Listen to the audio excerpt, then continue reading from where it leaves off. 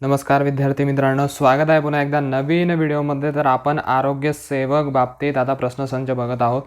आजचा प्रश्नसंच दुसरा आहे. पहिला प्रश्नसंच जो आहे तो आपण ऑलरेडी बघितलेला आहे आपल्या चॅनलवर. याआधीचा जो व्हिडिओ आहे तर तो पहिला प्रश्नसंच आपण बघून घेऊ शकणार आहात. तर चला बघूया आता दुसऱ्या प्रश्नसंचामध्ये नक्की प्रश्न काय असणार आहेत आणि काय वेगळं आपल्या प्रश्नसंचामध्ये असणार आहे. तर आपल्या सगळे IMP तांत्रिक प्रश्न जे आहेत तर ते असणार आहेत आणि IBPS पॅटर्ननुसार पूर्ण प्रश्न असतील. तर ते प्रश्न आपण बघणार आहोत. तुम्हाला वेळ मिळेल जवळपास 5 ते 7 सेकंदाचा आणि त्यामध्ये तुम्ही उत्तर देऊ शकणार असाल तर व्हिडिओ पॉज करून तुम्ही कमेंट सेक्शनमध्ये उत्तर देऊ शकणार आहात. तुम्ही कमेंटमध्ये उत्तर काय येऊ शकतं त्याचं गेस करू शकणार आहात. तर चला बघूया नेमका प्रश्न काय असणार आहे. तुमचे काही प्रश्न असतील तर ते सुद्धा कमेंट सेक्शनमध्ये कळवू शकता. तुम्हाला काही अतिरिक्त माहिती असेल तर ती सुद्धा तुम्ही कमेंट सेक्शनमध्ये सांगू शकणार आहात. तर चला बघूया नक्की प्रश्न काय आहेत. आजचा आपला पहिला प्रश्न आहे, टिंबटिंबच्या सदस्यांना सामान्यतः लाल शेवाळ म्हणतात. लाल शेवाळ कोणत्या गटाच्या सदस्यांना म्हणतात तर ते आपल्याला सांगायचं आहे. त्यामध्ये आपले ऑप्शन असतील ब्रायोफायटा, त्यानंतर रोडोफायसे, त्यानंतर फिओफायसे, त्यानंतर क्लोरोफायसे. तर यापैकी कोणतं उत्तर योग्य असेल तर ते कमेंट सेक्शनमध्ये सांगायचं आहे. तर याचं जे योग्य उत्तर असणार आहे ते आपल्या सगळ्यांना जवळपास माहिती असेल की रोडोफायसे हे आपलं करेक्ट उत्तर असणार आहे, ज्याला की आपण लाल शैवाल वर्ग असं सुद्धा मराठीमध्ये म्हणतो. आणि यामध्ये सुद्धा कोणता घटक महत्त्वाचा आहे तर तो आहे R-फायकोइरिथ्रिन. R-फायकोइरिथ्रिन म्हणून घटक असतो, ज्यामुळे तो रंग जो आहे तर तो रंग आपल्याला लाल दिसत असतो. तो घटक फार महत्त्वाचा आहे, R-फायकोइरिथ्रिन. असंही विचारलं जाऊ शकतं की कोणत्या घटकामुळे रोडोफायसेमधील सदस्य जे आहेत तर ते लाल शैवाल म्हणून ओळखले जातात. पुढचा प्रश्न बघूया. पुढचा प्रश्न आहे, भारतीय वनस्पती सर्वेक्षण म्हणजेच बॉटॅनिकल सर्व्हे ऑफ इंडियाचे मुख्यालय कोठे आहे. बॉटॅनिकल सर्व्हे ऑफ इंडियाचे मुख्यालय विचारले.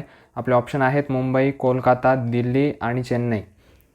तर यापैकी आपलं योग्य उत्तर जे असणार आहे ते आहे कोलकाता. कोलकाताला हे वनस्पती सर्वेक्षणचं मुख्यालय आहे आणि त्याची स्थापना जी आहे ती 13 फेब्रुवारी 1890 साली झालेली आहे. हे लक्षात ठेवायचे. स्थापना एवढी महत्त्वाची नाही आहे, फक्त ठिकाण महत्त्वाचं आहे जास्तीचं, जे कोलकाता हे असणार आहे. पुढचा प्रश्न आपण बघूया. तिसरा प्रश्न, खालीलपैकी कोणता खाण्याच्या विकाराचा प्रकार आहे. म्हणजे खाण्याशी संबंधित कोणता विकार आहे ते आपल्याला ओळखायचं आहे. तर आपले ऑप्शन असणार आहेत रिकेट्स म्हणजे ज्याला मुडदूस म्हणतो, त्यानंतर क्षुधातिरेक ज्याला आपण बलिमिया असं सुद्धा म्हणतो, त्यानंतर स्कर्वी आणि पंडुरोग त्याला ॲनिमिया असं म्हणतो आपण. तर याचं आपलं योग्य उत्तर असणार आहे क्षुधातिरेक. हा खाण्याच्या संबंधित हा रोग आपला आहे आणि खाल्ल्यानंतर लगेच उलटी वगैरे होते, त्यामुळे वजन जे आहे वजन आपलं वाढत नाही किंवा वजनामध्ये आपल्याला वाढ जाणवत नाही कोणत्याच प्रकारची. तर क्षुधातिरेक हे लक्षात ठेवायचं आहे. त्यानंतर पुढचा प्रश्न आपण बघूया. तर पुढचा प्रश्न आहे, टिंबटिंब प्रक्रियेद्वारे एक जीव त्याच्या अंतर्गत वातावरणाचे संतुलन राखण्याचा प्रयत्न करतो. तर बॉडीमधील वातावरण राखण्याचं किंवा टेम्परेचर राखण्याचा प्रयत्न कोणत्या प्रक्रियेद्वारे होतो ते आपल्याला सांगायचं आहे. आणि आपले ऑप्शन असणार आहे हेमिओस्टॅसिस रक्तस्तंभन, त्यानंतर हायपोस्टॅसिस अभिभाविता, त्यानंतर विक्षेप मेटास्टॅसिस आणि होमिओस्टॅसिस म्हणजेच समस्थिती. यापैकी योग्य उत्तर कोणतं आहे ते आपल्याला सांगायचं आहे. तर याचं जे योग्य उत्तर असेल तर ते असणार आहे होमिओस्टॅसिस. आपल्या आतील टेम्परेचर जे आहे, शरीरातील टेम्परेचर जे आहे ते योग्य राखण्याचं काम जे आहे ते होमिओस्टॅसिसच्या माध्यमातून होत असतं. तर हे आपल्याला लक्षात ठेवायचं आहे होमिओस्टॅसिस. पुढचा प्रश्न आपण बघूया. खालीलपैकी कोणते सर्वात यशस्वी आणि मोठ्या प्रमाणावर वापरले जाणारे कृत्रिम मधुरक ज्याला आपण स्वीटनर सुद्धा म्हणतो आणि ॲस्पॅरेटिक ॲसिड आणि फिनाइल ॲलेनिनपासून तयार झालेल्या डायपेप्टाइडचे मिथाइल इस्टर आहे. तर हे मिथाइल इस्टर हे फार महत्त्वाचं आहे. कशापासून तयार झालं हे सुद्धा इथे दिलेलं आहे. आणि सर्वात यशस्वी आणि मोठ्या प्रमाणावर वापरले जाणारं कृत्रिम मधुरक म्हणजे स्वीटनर आहे ते सुद्धा आपल्याला सांगायचं आहे. तर इथं ऑप्शन आहेत सुक्रॅलोज, ॲलिटेम, सॅक्रिन आणि ॲस्पॅरटेम. तर हे आपल्याला सांगायचं आहे. तर याचं योग्य उत्तर जे असणार आहे तर ते असेल ॲस्पॅरटेम. बरेच जण सॅक्रिन हे सुद्धा उत्तर देऊ शकता, पण इथे खाली जे त्याचं डिस्क्रिप्शन दिलेलं आहे फिनाईल ॲलेनिनपासून तयार झालेले डायपेप्टाईड मिथाईलचे इस्टर आहे, तर त्यावरून ते ॲस्पॅरटेम आहे. कारण हे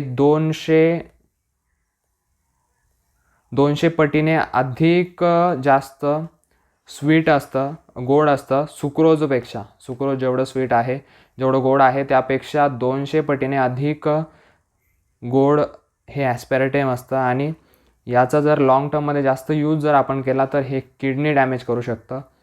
किडनीला यापासून धोका आहे आणि लिव्हरलासुद्धा यापासून धोका आहे. लिव्हरसुद्धा यापासून डॅमेज होऊ शकतं.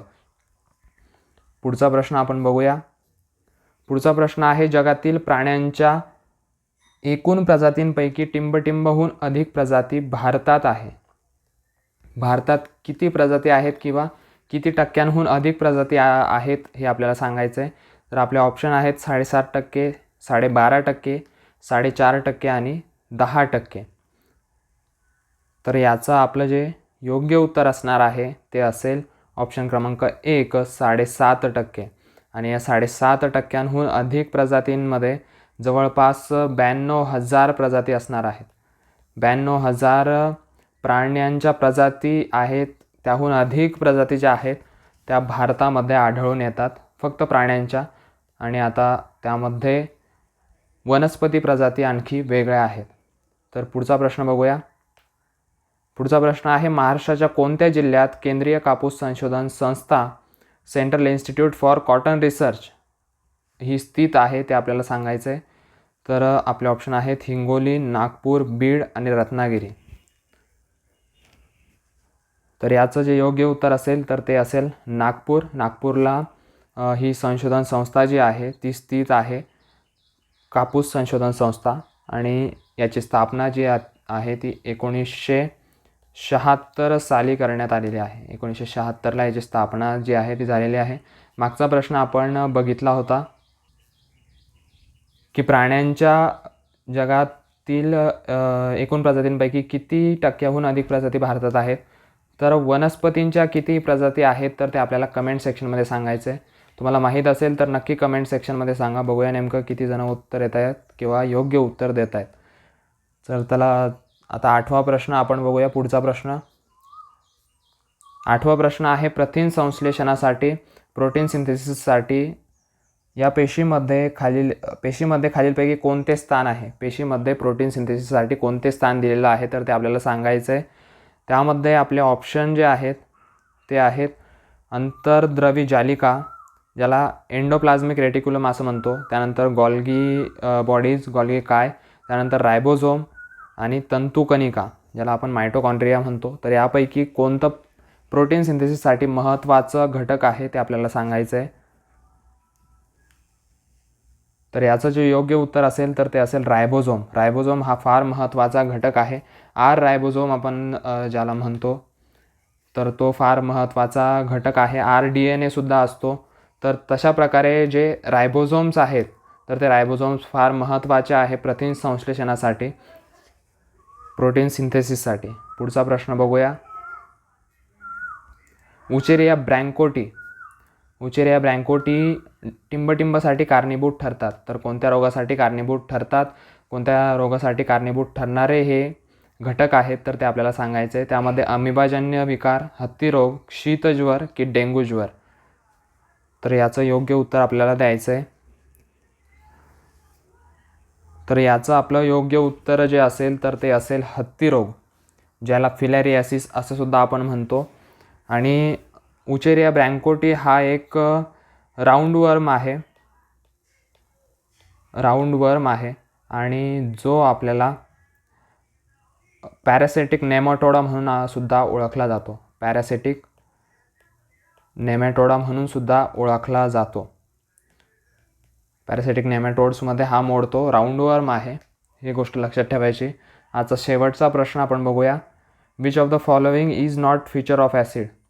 ॲसिड म्हणजेच आम्लाचे खालीलपैकी कोणते वैशिष्ट्ये नाहीत, तर ते आपल्याला ओळखायचं आहे. बाकीचे जे असेल ते वैशिष्ट्य असतील. एकच जे आहे ते वैशिष्ट्य नाही आहे आम्लाचं, तर ते ओळखायचं आहे. आपलं पहिलं ऑप्शन असेल they become less acidic when mixed with bases. जेव्हा आपण ॲसिडमध्ये आम्लामध्ये आम्लारे मिक्स करतो तेव्हा ते कमी आम्लधर्मीय होतं किंवा लेस ॲसिडिक होतं. त्यानंतर दुसरं ऑप्शन आहे दे चेंज रेड लिटमस ब्ल्यू, म्हणजेच ते लाल लिटमस पेपरला निळ्या कलरमध्ये चेंज करतं. त्यानंतर तिसरं ऑप्शन जे असेल ते असेल दे आर कोरोजिव्ह टू मेटल, म्हणजे त्यामुळे आपले जे मेटल्स आहेत तर त्यांना गंज चढतो किंवा ते कोरोजिव्ह आहेत. त्यानंतर दे टेस्ट सोअर. तर यापैकी योग्य उत्तर जे असेल ते आपल्याला सांगायचं आहे. तर याचं योग्य उत्तर असणार आहे ऑप्शन क्रमांक B, they change red litmus blue. तर आम्ल हे रेड लिटमस ब्ल्यू चेंज करत नाही, तर ते ब्ल्यू लिटमस रेड करतात. ही गोष्ट आपल्याला लक्षात ठेवायची. ब्ल्यू लिटमस रेड होतो आम्लांमुळे. लाल म्हणजे खतरा, लाल रंग धोक्याचा असं आपण लक्षात ठेवायचं आहे. आणि लालमध्ये जेव्हा एखादा रंग चेंज होईल किंवा ब्ल्यूमधून लाल रंग होईल तर तेव्हा ते फीचर ॲसिडचं आपण पकडायचं आहे.